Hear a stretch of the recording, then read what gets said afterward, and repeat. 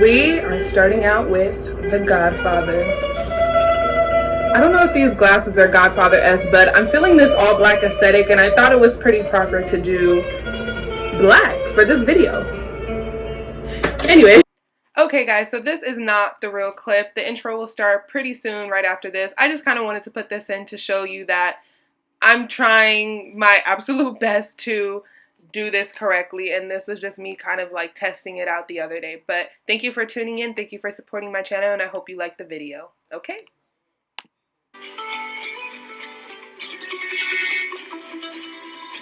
Hi guys, welcome back to my YouTube channel, and thank you for tuning into my first video ever. Now by the title of this video, you already know what we're going to be talking about today, and that is the top 5 Mobster movies of all time. You see my shirt, you know what it is. I'm super nervous, but I'm super excited, and I really appreciate your support. Thank you for tuning in. Alright guys, first up is Casino. Now Casino came out in 1995, but is set during the 1970s in Las Vegas, Nevada. This movie was directed by Martin Scorsese and features very talented and well-known actors such as Robert De Niro, Joe Pesci, Sharon Stone, and James Woods. So the main character of this movie is Ace, Sam Rothstein. His nickname is Ace, and like most movies, Casino is depicted through the main character's eyes, which is Ace. Now, Ace is basically a low-level mobster. You know, he was taken in by the mob to basically be put into the Tangiers Casino to up his success and basically make more money for the mob because of his impressive skills with numbers. Now, Ace is a pretty chill guy. You know, he handles business very under the table. He's very orderly. He's very controlled. He doesn't like to be flashy, even though this is set in Vegas and the clothing is very flashy, excuse me, because of the time. Ace is not really into all that. He's more low-key, he's more under the table. He does what he needs to get done. He's not a problematic person whatsoever, but hangs around problematic people, and I think we all can relate to that. One of those problematic people is actually Sharon Stone's character, Ginger McKenna. Now, Ginger McKenna is a call girl, but she's a con artist as well, and she kind of works the Tangiers Casino. You know, Casino, did I say Casino? Casino, hi, hello, how are you? But yeah, so she works the Tangiers Casino. She basically moves around a lot. You know, she gets her flirt on. She's very charming, she's very seductive, she's beautiful, you know, and she kind of uses all those skills to get what she wants. You know, she kind of is sneaking chips under the table, stealing money. She's a con artist, you know, that's what she does, that's who she is, and this is Vegas, so what are you gonna do? Now, the way Ace meets Ginger is actually, he's looking through the cameras trying to see like if everything's together and in order again, because he's an orderly guy. You know, he's there to up the success of the Tangiers Casino, excuse me, and you know, he's just making sure everything's going accordingly. So he's looking through the cameras, he sees Ginger, and he sees her scamming basically, and instead of kicking her out, like, this is not our policy, this is not what we do, he is so allured by her and like just drawn to her that he ends up falling in love with her, marries her, and they end up having a kid. And you know, now in a way it kind of makes it seem like they're this one big happy family, when really that's not what's going on. Unfortunately, problems do arise in their relationship later in the film due to Ginger's drinking, but mainly due to her problematic ex, Lester Diamond. Now, Lester Diamond was her ex-pimp, and he basically kind of taught her the ways of being a con artist, and she can't really seem to shake him, so that's really where the problems lie. And also in combination with Ace's jealousy and controlling ways and behavior, that just kind of sets them up for failure. Now, Nicky Santona is basically another problematic character just in Ace's life, causing more problems, and this character is played by Joe Pesci. The thing with Nicky is he's kind of a hothead, and he basically does things when he wants to do them, how he wants to do it. So the thing with Nicky is him and Ace have been friends since they were kids, and Nicky also becomes Ace's mob enforcer and right-hand man. So the things Nicky does, Ace kind of turns a blind eye to and doesn't really give too much attention to, because again, he has his own problems with Ginger and just running the Tangiers Casino in the first place, because that is what he's there to do. This is what this movie is basically about. However, Nicky's out of control behavior progresses through the film and ends up causing situation for not only Ace but for himself as well. This film is definitely of its time. It truly embodies the era of the 70s through the cinematography and the clothing. It is a lengthier movie. It is roughly 3 hours long, so keep that in mind. It also is rated R, so definitely more for adult. It has more adult content and more for an adult audience. But it is an overall great film, and I really hope that you watch it to see what happens at the end. But for those who have already seen it, that's the truth about Vegas. We're only winners, and the players don't stand a chance.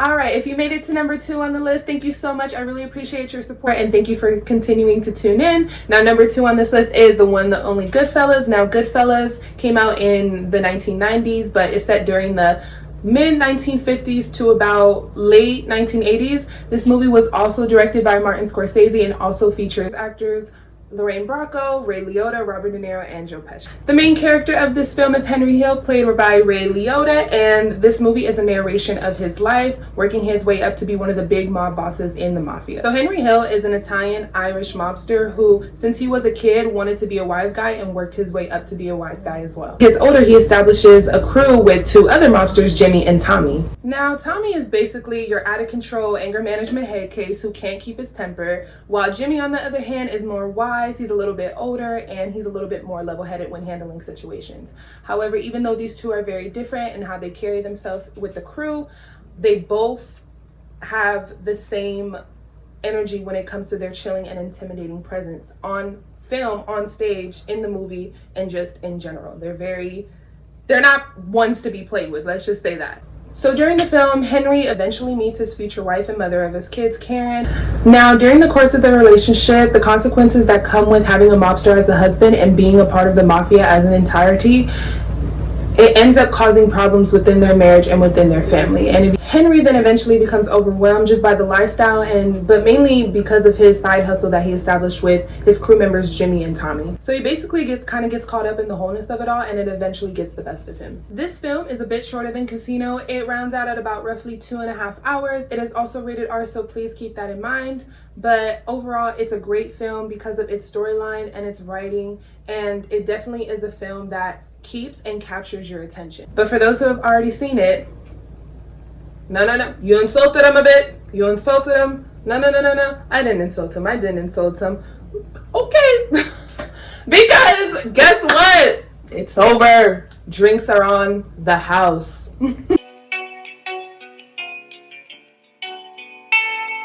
Number 3 on this movie today is one of my personal favorites, The Professional. The Professional came out in 1994 and takes place in Little Italy in New York. This film features star actress Natalie Portman and actors Gary Oldman and John Reno, and was directed by Luc Besson. Now, this film in particular actually follows the story of a 12-year-old girl, Matilda, who is played by Natalie Portman. Although this film does follow her story, it does showcase the mobster lifestyle through the depiction of Italian hitman Léon. This movie is basically about a young girl, Matilda, whose childhood has been nothing short of hell.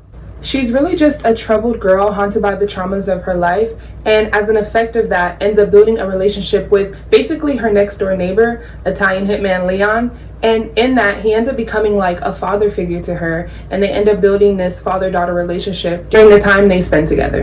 Now, this review in particular is going to be one of the shorter reviews just because there are critical events that do happen more in the beginning of the movie that kind of lead up to the whole film itself and just have this presence of suspense that I definitely don't want to give away, and I said no spoilers, so I'm sorry about that, but I hope the information that I did give you was very informative enough to make you want to go watch. Now, this movie is one of my personal favorites, and I'm definitely aware that in comparison to other films, it's probably not going to be in most people's top 5s. However, it doesn't take away from its good content. It really is a good film. It's a shorter film that is more easy to follow and moves at a little bit more of a faster rate than the 2 movies mentioned previously. So if you have 2 hours to kill and you want to be entertained, this is the movie for you. But for those who have seen this movie, is life always this hard, or is it just when you're a kid? It's always this hard.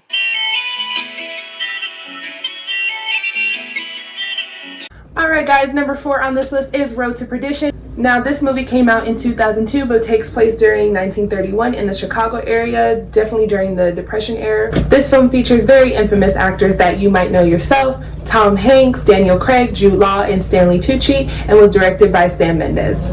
Like The Professional, Road to Perdition isn't necessarily about the mob itself, but it is about mob enforcer Mike Sullivan, who works for one of the mob families in the Chicago area, the Rooney family. Okay, I'm just going to go ahead and do a voiceover because the editing, just all the mistakes that I honestly made were so bad, and the editing just got a little too difficult that I'm just going to say what it's about. So this film basically takes you on a journey about the relationship between Mike Sullivan and his son Michael Sullivan, who throughout the film experience a series of really thrilling and dangerous events directly related to the undying ties between him and the Rooney family.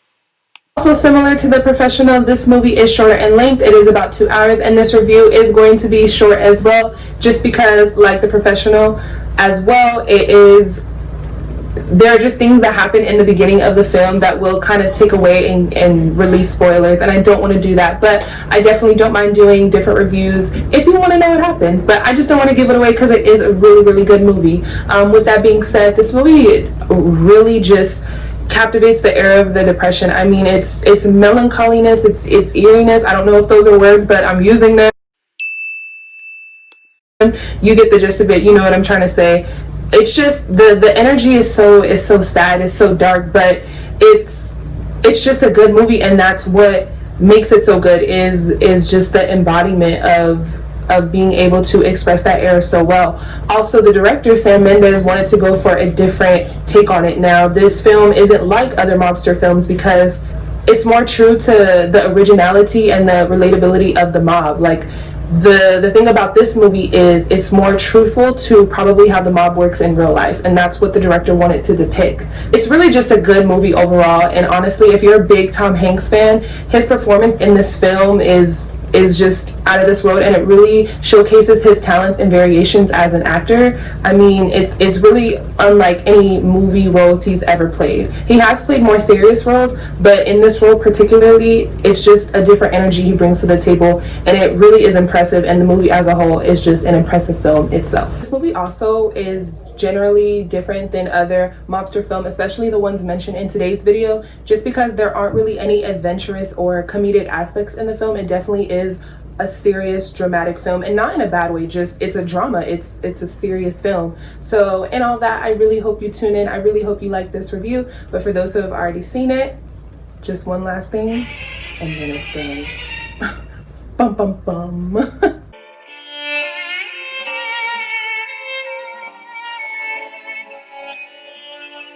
Last but certainly not least is number 5 on the list today, and that is the one, the only Godfather. Now, it wouldn't be a top 5 mobster movie review without mentioning this movie. We got to do it. It's here. I wanted to save it for last, even though I said this goes in no particular order. I mean, number 5, number 1, I just wanted to save it for last. Now, if you realize, I did include part 1 and part 2, and the reason for doing that is anybody who's seen this movie, it's really kind of hard to judge these two on a separate basis. It's created so perfectly and seamlessly that they really just go hand in hand, and both movies together really just kind of create one film. Now, Godfather Part 1 and 2 are 2 years apart. The first one came out in 1972 and the second one came out in 1974. Together, these movies in total round out at about 6.5 hours. So it's definitely a movie to watch when you have absolutely nothing else better to do. Please clear your day. Once you see the first one, you'll definitely want to see the second one. So you're gonna need 6.5 hours, maybe 7 for snacks, to really just kind of watch these films and really enjoy them. So please do that. Please keep that in mind as well. Now, Godfather 1 is basically the foundation for the trilogy. So it's not just part 1 and part 2, but there is a part 3, but we're only going to be talking about part 1 and part 2 today, and if you've seen the movies, then you understand why. So yeah, so basically it sets the tone for the films and what's to come. This film also features star actors Al Pacino, Marlon Brando, James Caan, and Diane Keaton, and was directed by Francis Ford Coppola.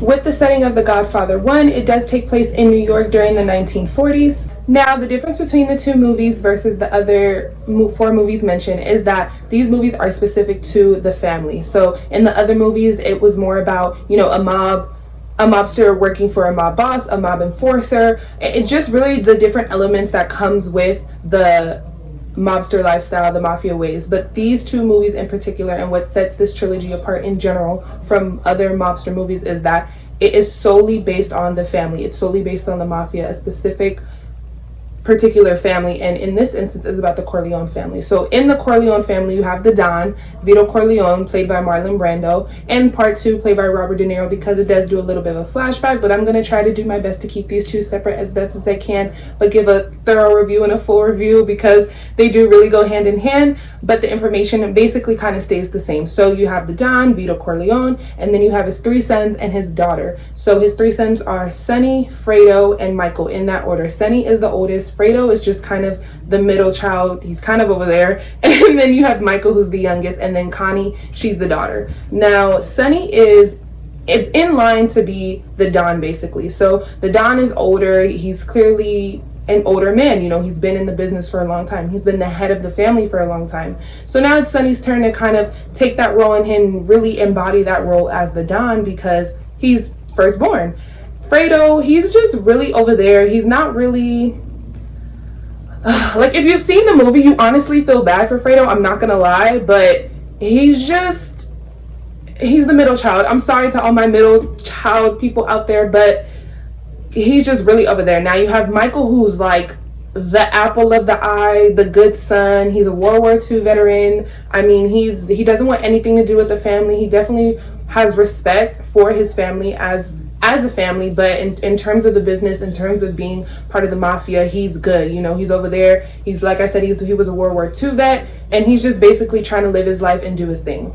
Now, with the first one, it is a little bit different than the second one in terms of what's going on. So really the first one is about the Don, and what happens in this movie, without giving away any spoilers as best as possible, the Don is at a crossroads, basically. So now the Don ends up being approached by a drug dealer, Virgil Salonzo, and he's looking for protection from a mafia family, and goes to the Don to ask for his protection in return of some of the drug money. Basically, he wants to deal drugs. Like, he's asking the Don, listen, can I have your protection, and in return I'll break you off a piece of the action. You know, I'll give you some of this money. And what ends up happening is the Don refuses, and he says no, because the family's lawyer, Tom Hagen, I hope I pronounce his last name right, it's either Hagen or Hagen, I just call him Tom. He's the family's lawyer, and he advises the Don on decisions to make. So the Don chooses for himself. Of course, he's the Don. He knows what he's doing. He's been in the business for a long time. He's been ahead of the family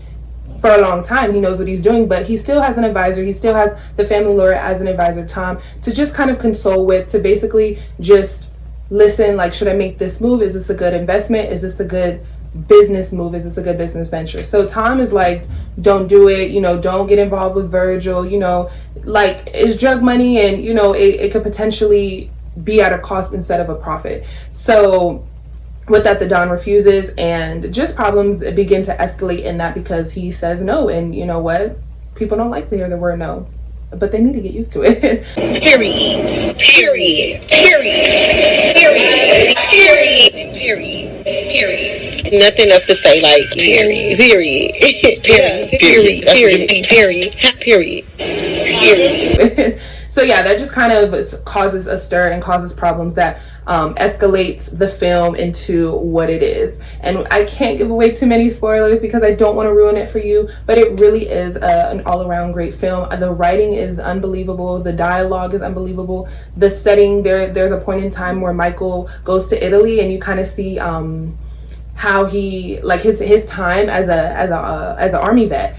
And so you get to see the beautiful setting of Italy. He meets Apollonia Monday, Tuesday, Wednesday. Like, if you know what I'm talking about, you know what I'm talking about. So yeah, that's part one. And I hope that the information that I gave was enough to make you want to be interested, want to watch the movie, because I can't give away too much without giving away spoilers. So with that, we're going to go ahead and move to part two. Now, part two is the same in the sense of the information given. So you have the Don, you got the three sons, and you have Connie, the daughter. Now, this is where it gets interesting.